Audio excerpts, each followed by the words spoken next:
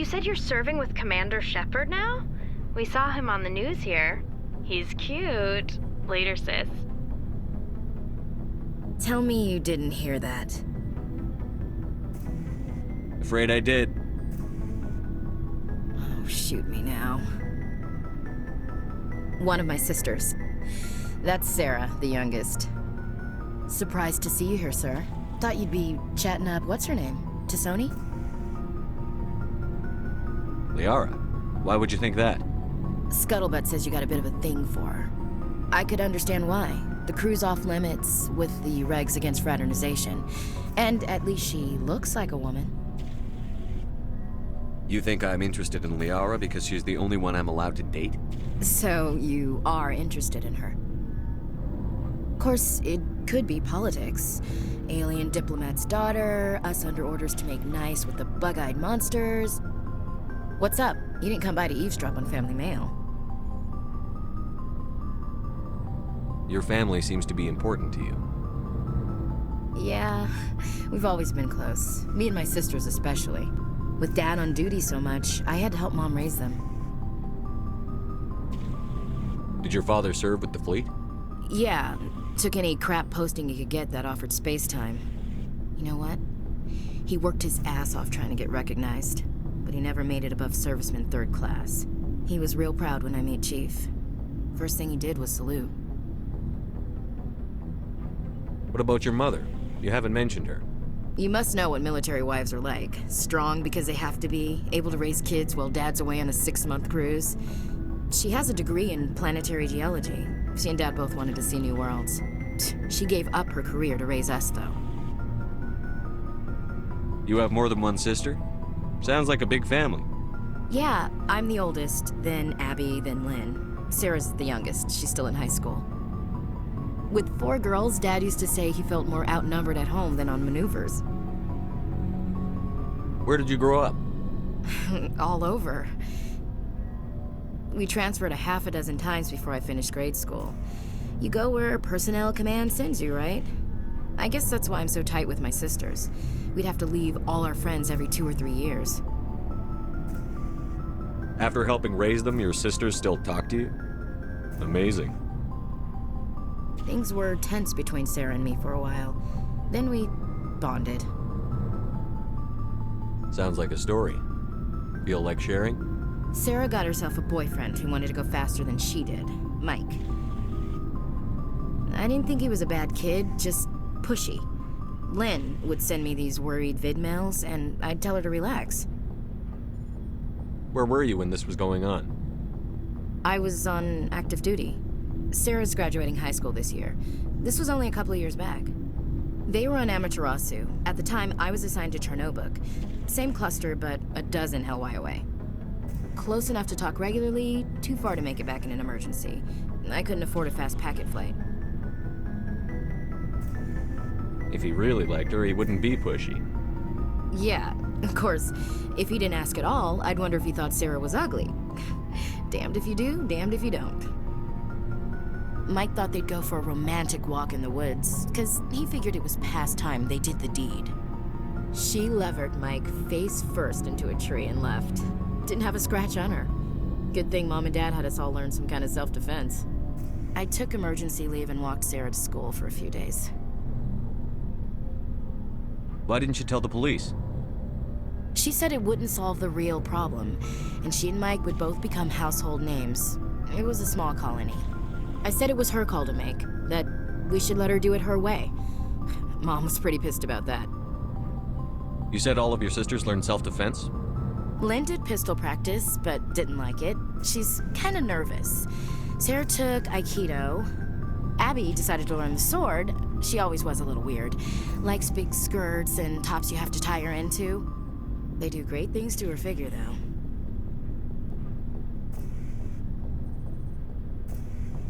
So, what did you learn?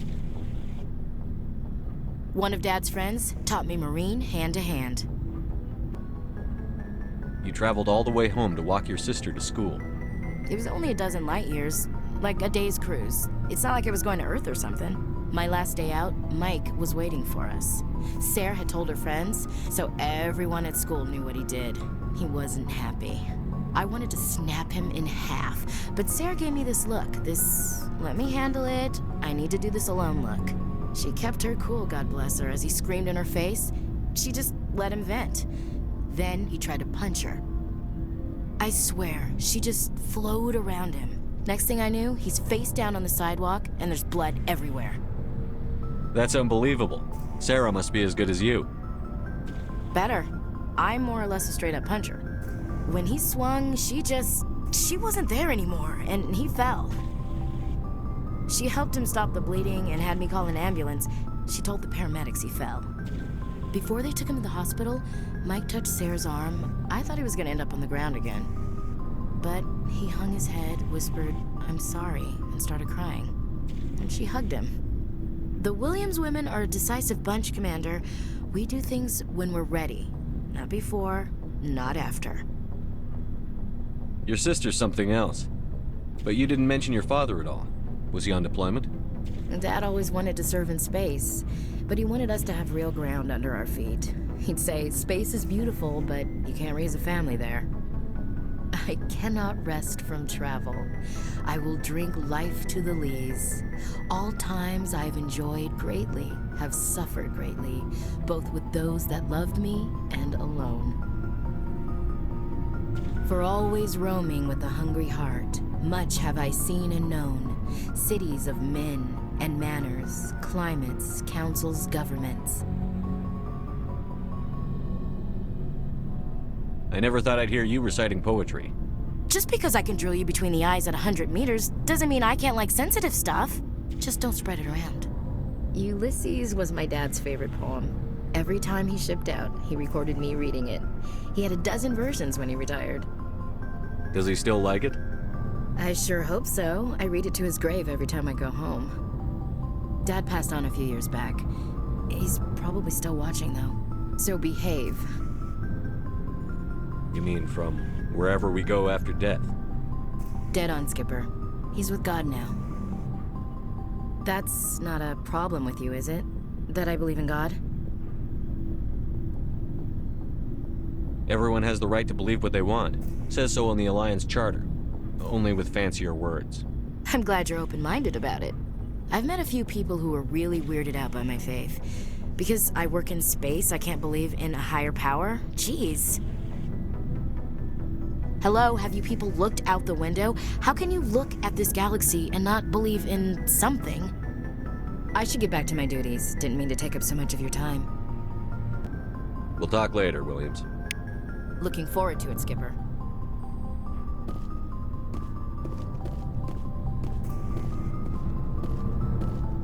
What do you want, Shepard? Why did you become a mercenary? Lots of reasons. Such as?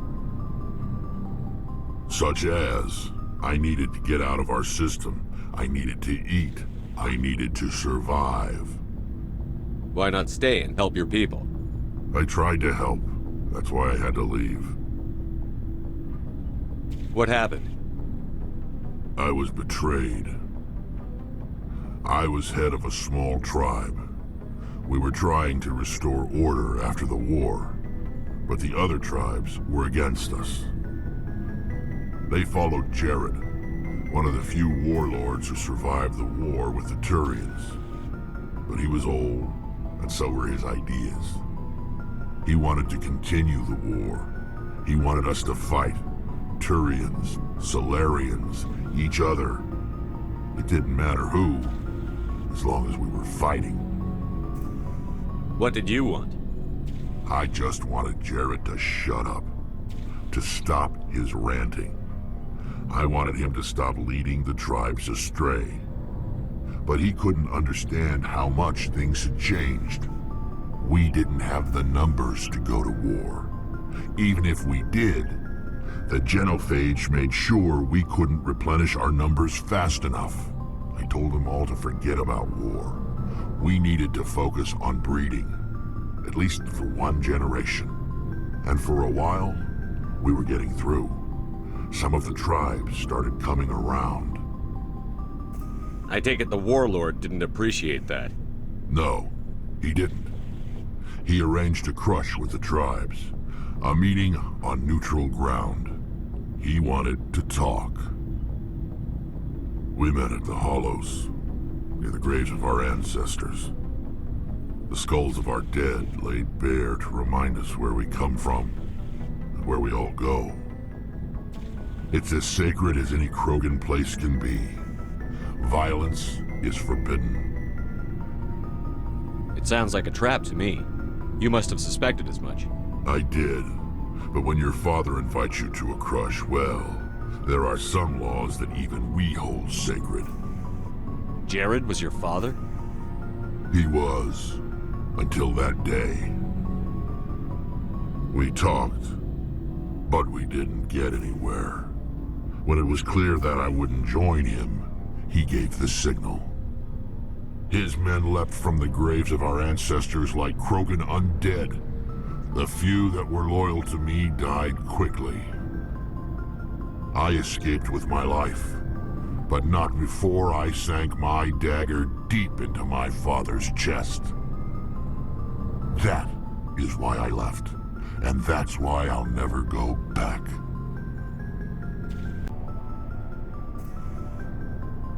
You must have family other than your father. Don't you miss them? You trying to make me cry, Shepard? I've got some unfinished business with my family, but that's all. What kind of business? Before I left, I made an oath to my father's father. I swore to recover my family's battle armor. It was taken from him after the uprising. What's so important about this armor? It's a relic. Useless, really. But it was worn by 5 generations of my family before the war.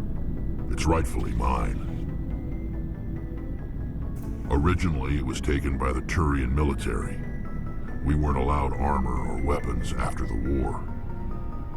Now, it's in the hands of Taun Actus, a Turian scum who collects relics from the war. He's made millions selling Krogan artifacts that were stolen from my people. He's got several bases where he stores his goods, all fortified and guarded. I just don't know which base has my family's armor. Just tell me where to start looking. I'll upload the data to your nav system, but Commander, I want to be there when you find him. So long, Wrex. Shepard.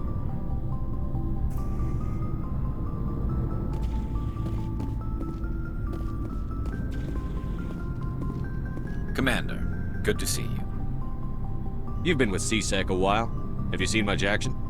Well, not as much as you, but yeah, I've seen some interesting things.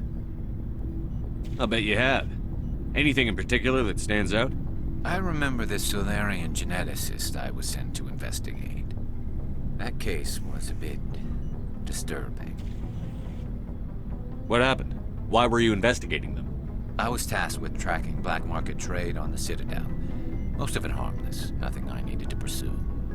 But during the course of my investigation, I noticed an increase in the trade of body parts, organs mostly. We usually get a few of those, but not the numbers I was seeing. We weren't sure if there was a new black market lab or if some freak was harvesting organs from citizens. You've seen this before on the Citadel?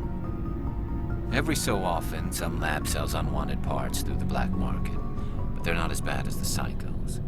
I remember this one L-Corps diplomat we caught in my first year on the job. He was hacking people up and selling their organs, had the station in a bit of a panic. But this case wasn't that clear-cut. Turns out there was more going on than we first realized. So how did you figure out what was happening? First, we got a hold of a sample and ran DNA tests. The weird thing was, the match led us to a Turian who was still alive and was very convinced he'd never lost his liver. After a bit of digging, I discovered this Turian worked briefly for Dr. Salion, the geneticist. So I went to his lab hoping to find evidence of cloned organ development, but there was nothing. No Solarian hearts, no Turian livers, not one Krogan testicle. You're kidding, right? Why would anyone want Krogan testicles? Some Krogan believe that testicle transplants can increase their virility, counteract the effects of the genophage. It doesn't work, but that doesn't stop them from buying. They'll pay up to 10,000 credits each. That's 40,000 for a full set. Somebody's making a killing out there. What did you do about the geneticist? I brought in some of his employees for interrogation, to see if I could get them to talk. While I was interviewing one of them, I came across something suspicious. You mean threaten? Was that really necessary? Maybe, maybe not. Either way, it paid off. One of my detainees started bleeding profusely during the interview. We offered to patch him up, and he got frantic, freaked out. I ordered a full exam to find out what was going on. Our medics found incisions all over his body, some of them fresh. That was our big break. These people weren't just Dr. Salion's employees. They were test tubes. Walking, living test tubes. He was growing parts inside these people? Exactly. He cloned their organs right inside their own bodies, then he harvested them and sold them off. Most of the victims were poor. He'd pay them each a small percentage of the sales, but only if the organs were good. Sometimes an organ wouldn't grow properly, so he'd just leave it in them. Most of them were a mess, but only on the inside, hidden so nobody could see it.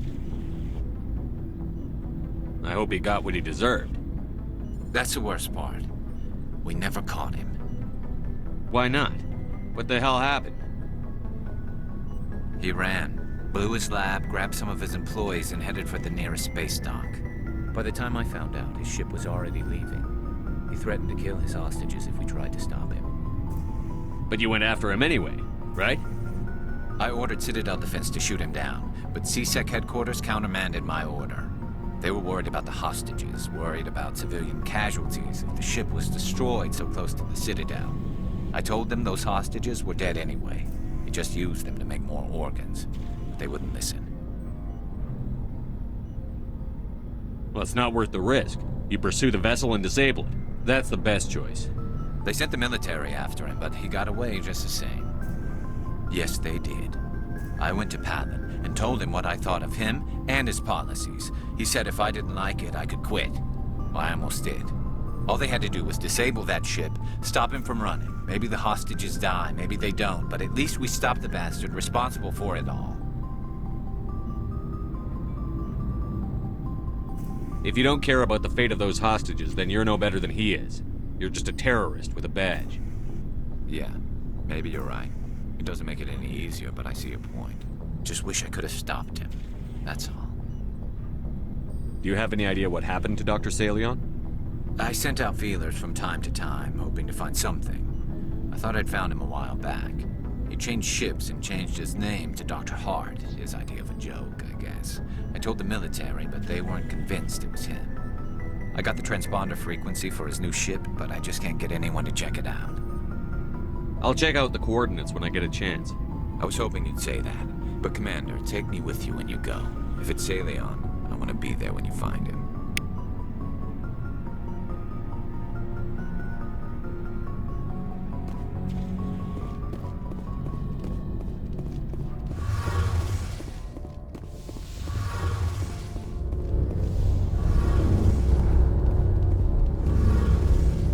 Shepard, I'm glad you're here. Good to see you smiling again, so to speak. I'm sleeping much better now. I guess I'm getting used to how quiet your ship is. I still think a lot about my pilgrimage, though. I know Theron's our top priority, but with all the worlds we go to, I was hoping to find something to bring back to the flotilla. We've still got a long way to go. You'll find something to take back. Yes, but it cannot just be some derelict ship my people can use for salvage. It has to be more than that. There's a lot expected of me. What's so special about you? It's my father. He's the senior member of the Admiralty Board. He's one of only 5 people who can overrule the decisions of the Conclave for the good of the migrant fleet. My father is responsible for the lives of 17 million people. Our entire race is in his hands, and I'm his only child. So are you some kind of heir to the Quarian throne or something? No, it doesn't work that way. My father's position isn't hereditary. I'll probably never serve on the Admiralty Board myself. Officially, I'm just the same as any other citizen. But it doesn't work that way in practice. People have always treated me differently because of who my father is. You must get all kinds of special privileges. I probably had it easier than most growing up, but it's not all good. People like my father have enemies, and they're not above using me to get to him. It must be tough on you. My people place a high value on family and ancestry. There's an unspoken expectation that I'll live up to my father's example. Everyone's waiting for me to do something great on my pilgrimage, something that will forever change our lives for the better. If I don't, it's like I failed, and that reflects badly on both me and my father. The work you're doing here is more important than anything any Quarian has ever done before. Yes, I know. But you have to understand Quarian culture. We're a very insular society. The events beyond the flotilla don't much matter to the average citizen. Our greatest dream is that one day we'll return to our homeworld and drive out the Geth. But even if we stop Saren, that's not going to happen. There's still millions of Geth behind the veil. Until they're gone, our exile will continue. What would you need to bring back to make everyone happy? Something that would help us better understand the Geth. They've changed significantly since the exile. They've continued to evolve. We've done our best to study them, but it's not easy. They're very reclusive. Until recently, they never went beyond the borders of the Veil. And all the Geth we run into now are under Saren's control. We'd need to find Geth operating on their own, independently. But I don't want this to get in the way of our mission, Shepard. First, we stop Saren. Then I'll worry about my own problems.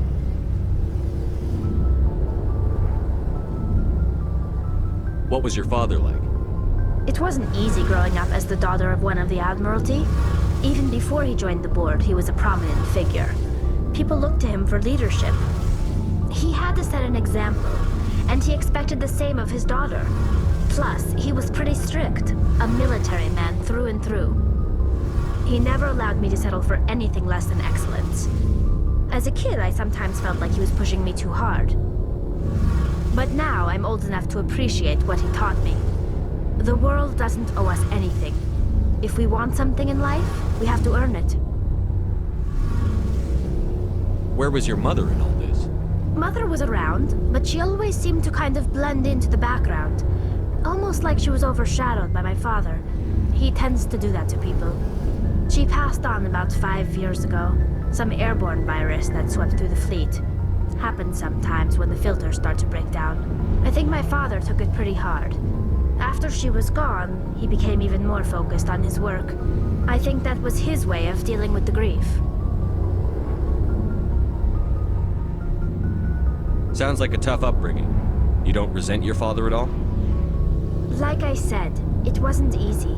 My father's not the kind of person you bond with, and he wasn't around all that much. Too busy. People counted on him, and he took his duties seriously. Even when he was around, he always seemed a bit distant, like his mind was always somewhere else. Come to think of it, I can't ever remember seeing him smile. Not once. It's like he was always weighed down by all that responsibility. I mean, I know he cares about me, but he never really showed it, not in the usual way.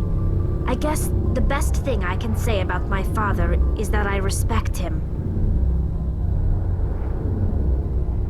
I want to talk about something else. Like what? I should go.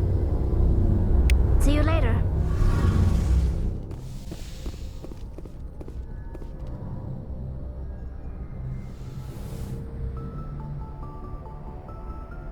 I get the feeling you want to ask me something, Commander. Actually, I think I was talking about my interest in you, and making a fool of myself in the process. As I said, I am not used to dealing with people, especially humans. I did not really know much about your species when we first met, Shepard. I found it hard to take humanity seriously. Your kind always seemed so rushed and high-strung. We don't have the luxury of time. An Asari can live for 1,000 years. We're lucky if we hit 150. That is true. At first I thought that was a weakness of your species. After spending time with you and your crew, however, I think it may actually be an advantage. You humans are creatures of action. You pursue your goals with an almost indomitable determination. It is an admirable trait, but also an intimidating one. You're scared of us? Unfortunately, the rest of the galaxy sees humanity as something of a bully. You run over anyone in your path to get what you want. It is up to people like you to change their minds, Shepard. I'm doing the best I can, Liara. There is a reason the Council chose you to become a Spectre. They saw something special in you. The best of what humanity has to offer. I looked into your history. I know what happened on Akuz. The fact that you survived shows a remarkable strength. You didn't need to go behind my back. I would have told you whatever you wanted to know. I apologize, Commander. After our last conversation, I was afraid I would say something stupid again. I wanted to know more about you. To understand what made you into the man you are. There is something compelling about you, Shepard. Are you sure you're interested in me? Or is it my visions of the Protheans? I admit, your connection to the Protheans had something to do with my initial interest, but it has grown beyond that.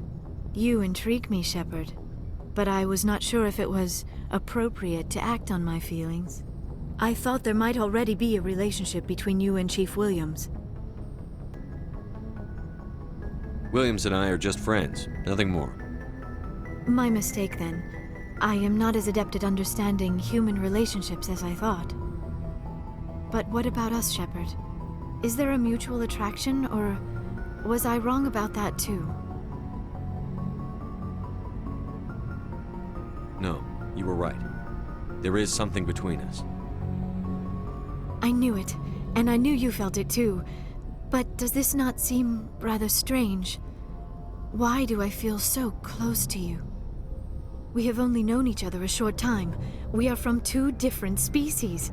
We have almost nothing in common. This makes no sense. These things never make sense. They just happen, and we get swept up in the storm. You make it sound so chaotic, so dangerous. I'll keep you safe. I am not looking for a protector. This is all a bit overwhelming. I am not used to this. You. I need some time. Take all the time you need, Liara. I'll be here. Thank you, Shepard. Let's just talk about something else for now. I should go. Goodbye, Shepard.